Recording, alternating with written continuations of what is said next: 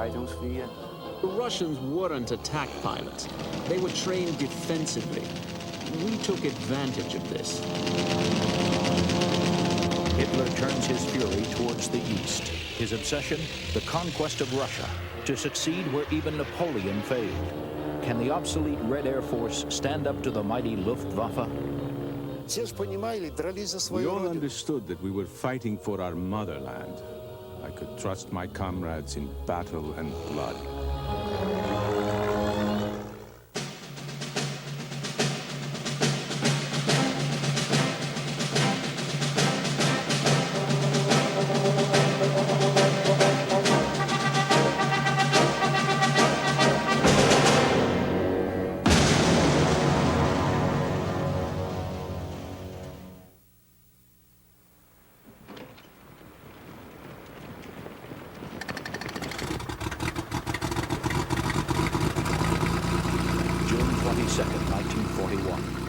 Operation Barbarossa, the German invasion of Russia begins. It is a surprise attack in violation of the non-aggression pact between Germany and the Soviet Union. Luftwaffe pilots are commanded to destroy the enemy on the ground and in the air. It is a quiet Sunday morning. The Russians are taken completely by surprise. Russia becomes a killing ground.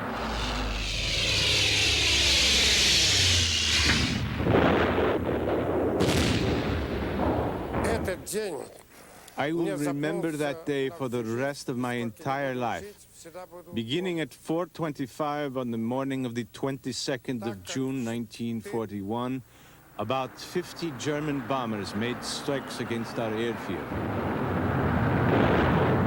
You can only imagine the kinds of horrors that took place on the airfield. That nightmarish hour is really very hard to imagine, even now, but I will try to tell you about it. There were fountains of earth, bombs exploding, oil exploding, the warehouses exploding, the planes were on fire. Then, by the afternoon, the pilots and the technical people started arriving. Many of them had their hair turned white from fear. And some of them even began to stutter from fear as well. The Wehrmacht smashes towards Leningrad in the north, Stalingrad in the south, and the ultimate prize, Moscow. The Red Army is in full retreat. The Red Air Force is no match for superior Luftwaffe planes and pilots. They were very gritty fighters in air combat, and a huge number of beginners, which always flew in large packs, and were of practically no consequence as opponents. Colonel Johannes Steinhoff, Luftwaffe. On his 900th mission near war's end, he will survive the fiery crash of one of the world's first jet fighters. 176 kills. Dann auch Luftwaffe in Russland. I began to feel sorry for some of these guys. There was an incident where I was pursuing a low-flying MiG, and it tried to escape between some trees. And I thought, well, should I push the button? Because I really felt sorry for this miserable wretch. And then I did it.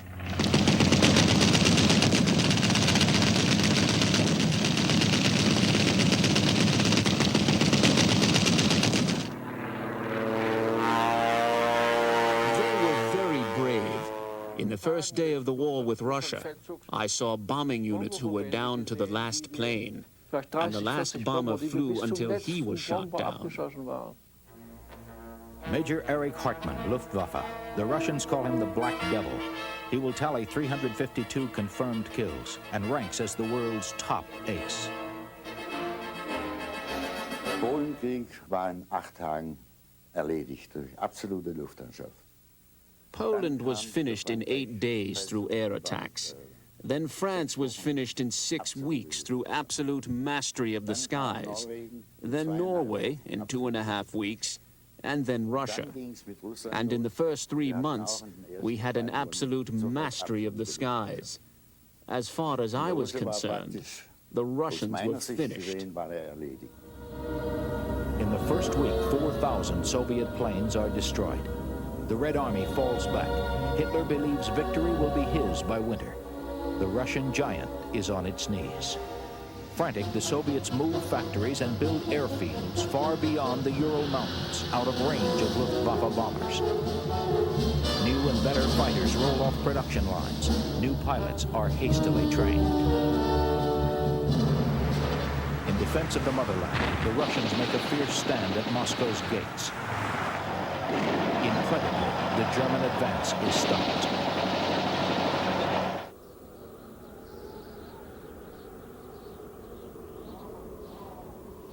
Russia finds a powerful ally. Winter begins. It is a vicious, merciless onslaught of ice and snow. Adolf Galland, 4 times decorated by Hitler himself. He is the Luftwaffe's youngest general, 104 kills. Der Winter zunächst mit The winter and the mud was a tremendous obstacle. Then came the colds and the wind and the snow.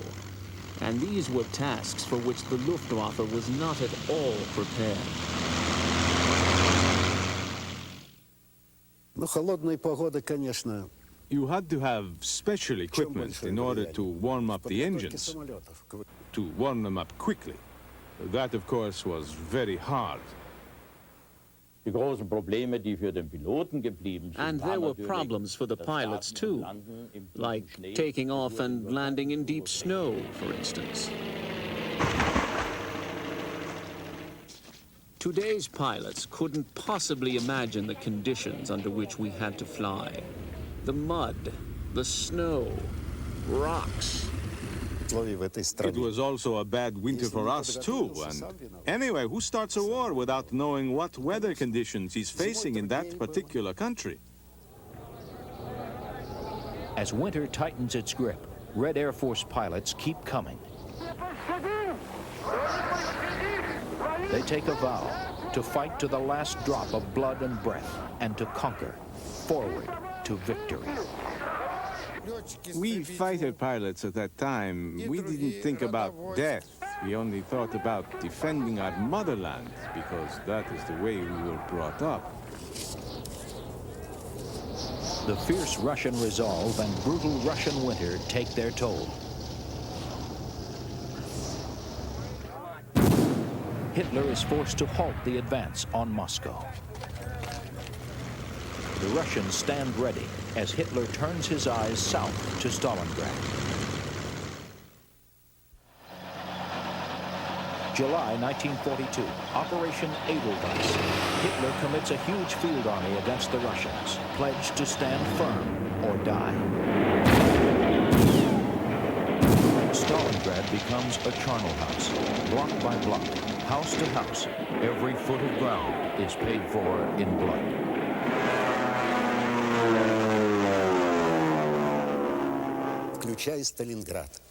Stalingrad, there were very few of us. We were always in the minority. It was hard. Somehow we shot down quite a few planes.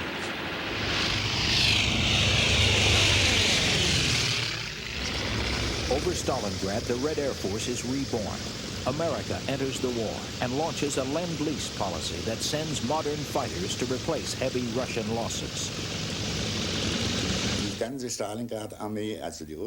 When Lend-Lease came in, they got 40,000 trucks from America and 14,000 airplanes. And this is what Lend-Lease did. And this is what caused our downfall. Suddenly, Luftwaffe dominance of the sky is no longer assured. German pilots must deal with a new breed of ground attack aircraft, like the Stormovik.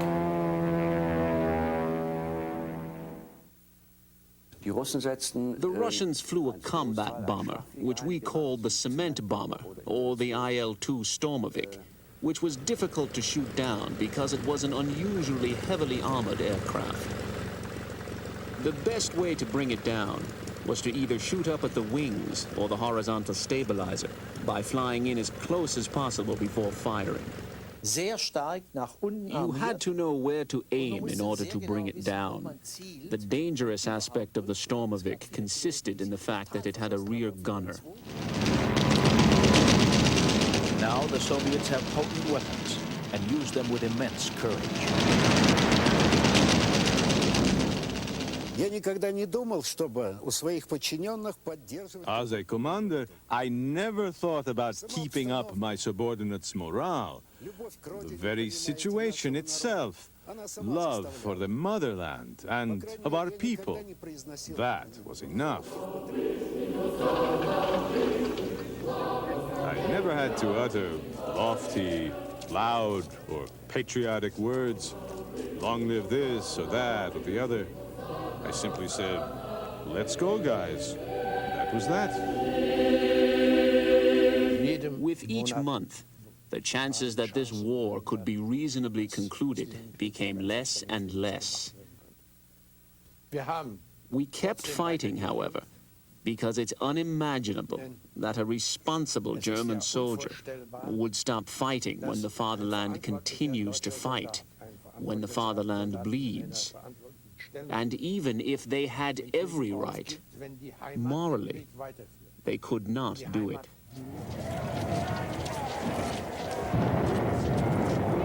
The German army is stalemated at Stalingrad. The battle will be fought through spring and summer and into the fall. The Germans dig in, braced for another winter.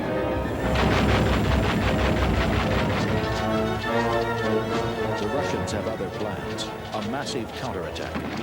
November 18, 1942. 1 million Soviet soldiers, more than 1,000 planes, and 900 tanks are ready. The Red Air Force gives its best pilots the P-39 era Cobra, newly acquired from America.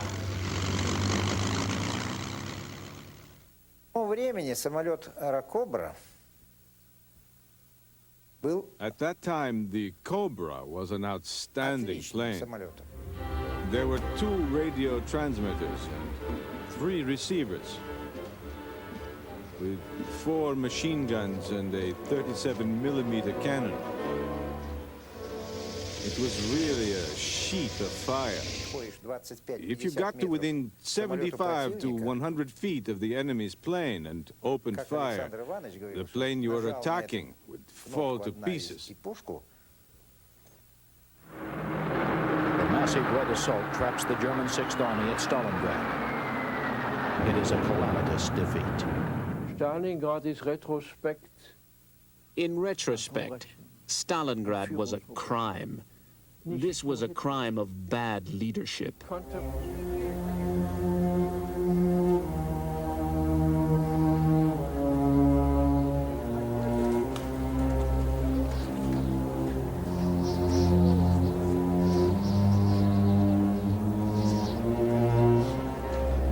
could they leave 320,000 soldiers to their fate without any pity? 180,000 were taken prisoner. Of those, only 5,000 came back home. Hitler, livid and desperate, forces his generals to launch Operation Citadel, his plan to salvage the Russian campaign. Nothing will be spared. It will be a battle of titanic proportions.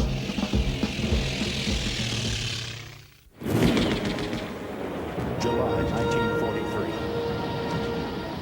Nearly 1 million men, 2,700 tanks, and nearly 2,000 Luftwaffe planes gather outside the city of Kursk. The Russians are warned by their spy ring, codenamed Lucy. When German Tiger and Panther tanks roll, the Russians are ready. Within a year, the Red Air Force has tripled in size.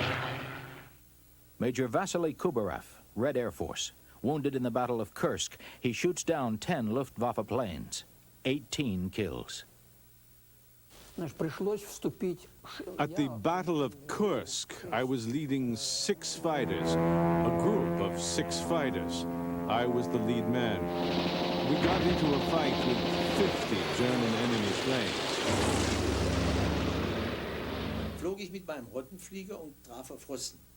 We encountered some Russians, and we engaged them in battle. I shot down a Russian, and he went down in flames, and I was blinded by the fire. As a result, I couldn't see another Russian approaching. As a result of that battle, we shot down 5 of the Ju-87 dive bombers and 2 of their fighters. He shot my engine, so the propeller just revolved like a windmill, without any power.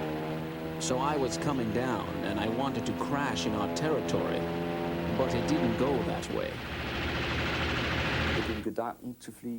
The worst was to fly with the fear of being shot down over Russia. This in contrast to combat over England, where you'd also be taken into captivity. But in Russia, you were faced with a much worse fate. We were led to believe that pilots who were shot down over Russia were shot upon being captured. First, walls of steel collide. Neither side contemplates defeat. The Soviets lose 1,800 tanks, but almost the entire German armored force, some 2,000 tanks, is destroyed in the greatest clash of armor in the war. At that time, I spoke to the chief of the General Chiefs of Staff, General Jashonik, and the general told me that if the spring offensive would not be successful, then the war would be lost, and that it's better to end the war sooner than later. I had nothing with which to counter this argument. We felt that we had to do our duty to help those on the ground, and did our best to do so.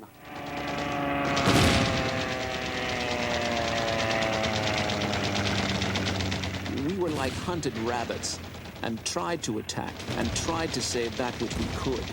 But we'd known for some time that we couldn't win the war. We had the advantage. The Germans, who before would engage any number of planes in the group in battle, wouldn't take on any formation of ours if they had less planes. If they had less planes, they would simply leave. We had already caught them. We realized that the offensive had reached a standstill. We weren't getting any further. The Soviets were much stronger than we were led to believe by our high command.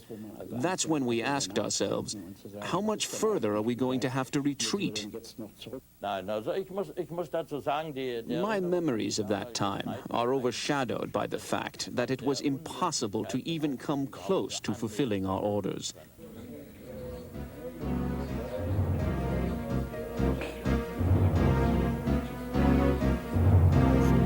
The question of motivation at this time should be seen as such. We had our more experienced colleagues who set an example and told us why we were there and what our duty was. This word duty was very important to us. But just a sense of duty is not enough. You have to convince yourself that what you're doing will ultimately be successful, and that what one did made sense. Captain Arseny V. Vorozhikin, Red Air Force. He is one of the top Soviet fighter pilots with 52 kills. Popular wisdom says that there are 3 features of human character which are tested and tried in only 3 cases. Friendship when you're in trouble, courage in battle, and wisdom in rage. Rage was boiling up inside of us. I felt helplessness, hatred. I wanted from the top to charge into that mass of German bombers.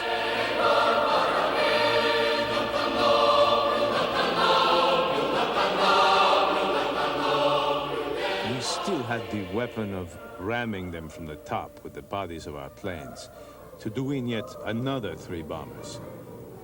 The decision was taken. When we turned, the enemy met us with a rapid-fire, head-on attack. I aimed right at the leading plane, at the flag plane, hit him from the top with the propeller, and a speedy attack head-on, and then wait for the strike, for the blow. But there was no hit. Somehow, I didn't understand. I didn't hear the hit. I opened my eyes. There was sky. Why the sky? Where did that come from? I turned my head around, and everything became clear. Those huge, enormous, colossal planes had been unable, those multi-ton bombers had been unable to resist our offensive, our head-on attack. And like butterflies, they fluttered away through the skies, dumping the bombs on their own troops. In that battle, our nerves and our will towards victory turned out to be stronger than the steel of the Germans. As winter approaches, it is clear that Hitler's Operation Citadel is a disaster. For the first time, the momentum of the German advance is halted. The Red Air Force controls the sky.